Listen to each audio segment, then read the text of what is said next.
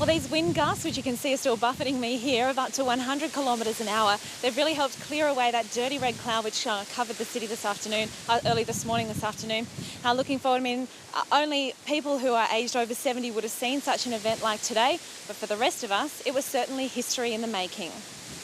Sydney woke to a burning crimson sky, landmarks reduced to scarlet silhouettes, leaving many thinking they'd arrived on the red planet. I did think, ooh, looks like the aliens or the end of the world might have happened. Not since 1939 has Sydney seen such a dust storm, and it was a moment to mark. For a photographer, this is great. One of the best days to take photos of the bridge.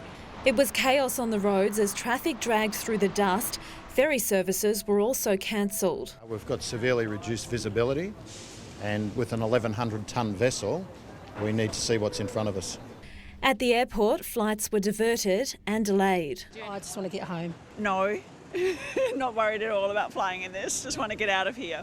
The person I'm supposed to be meeting has been diverted to Brisbane and was coming in at 8:30 and is now coming in at 9:10.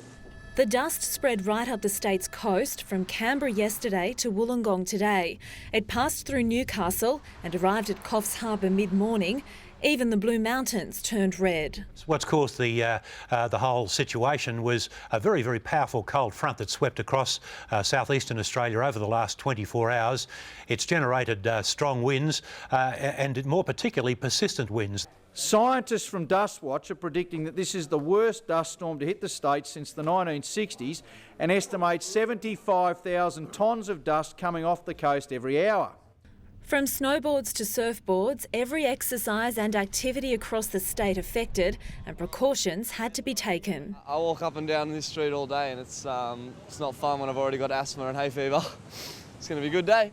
At 6 a.m. yesterday morning, we had 2 calls in regards to breathing problems. This morning at 6 a.m. we had 18 calls. Climbs above Sydney Harbour still went ahead, but for this Queensland tourist, it was out of the question. Unfortunately, I'm asthmatic, so health and safety rules and regulations, it's a no-go today. The air quality index standard of 100 starts when the air quality gets poor. It becomes hazardous at 200. At the moment, we're looking at air quality index levels of 1,700. By mid-morning, the dust had cleared Sydney and the clean-up had begun.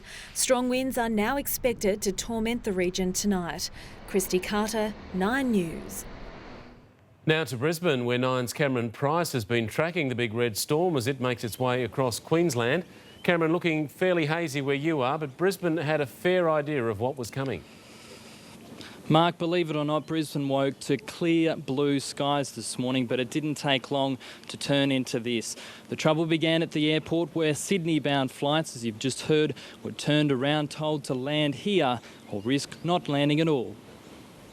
Under clear skies at the Brisbane International Airport this morning, a warning of things to come. Plane after plane diverted from Sydney's shroud, and passengers warned the wait could be a while. They attempted twice to land, but they did not want the chance at the third time, I guess. It was frustrating. It's quite frustrating, actually, because I had to go to work and I had things organised at home that I have to be there, but what can you do? By 10 a.m, the tip of the dust front swept into the city. By 11, Brisbane was covered. Not the shimmering red of Sydney's sunrise, but a thick coating grey. I haven't seen anything like this up here before, have you, Jen? But you certainly can taste it at the moment. Yeah. The visibility down to about 100 metres, so it's very, very thick. We don't normally see any kind of visibility reduction like that unless you're in fog. The Bureau didn't need the satellite for that prediction, as office river views disappeared before their eyes. In the Queen Street Mall, plenty of dust disruptions.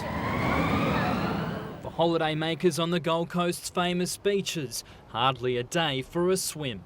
So not good tanning weather? No, definitely not. For some, it was all a little too much. Bit scary, eh? You don't like it? It's okay, it's just dust in the sky. Others have seen it all before.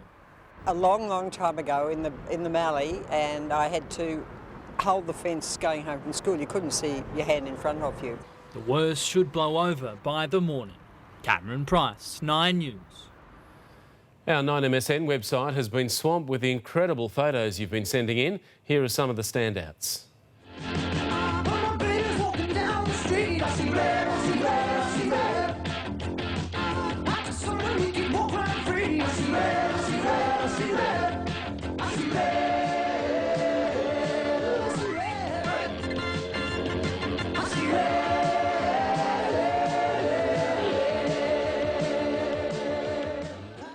All week, severe weather events have made headlines across the country.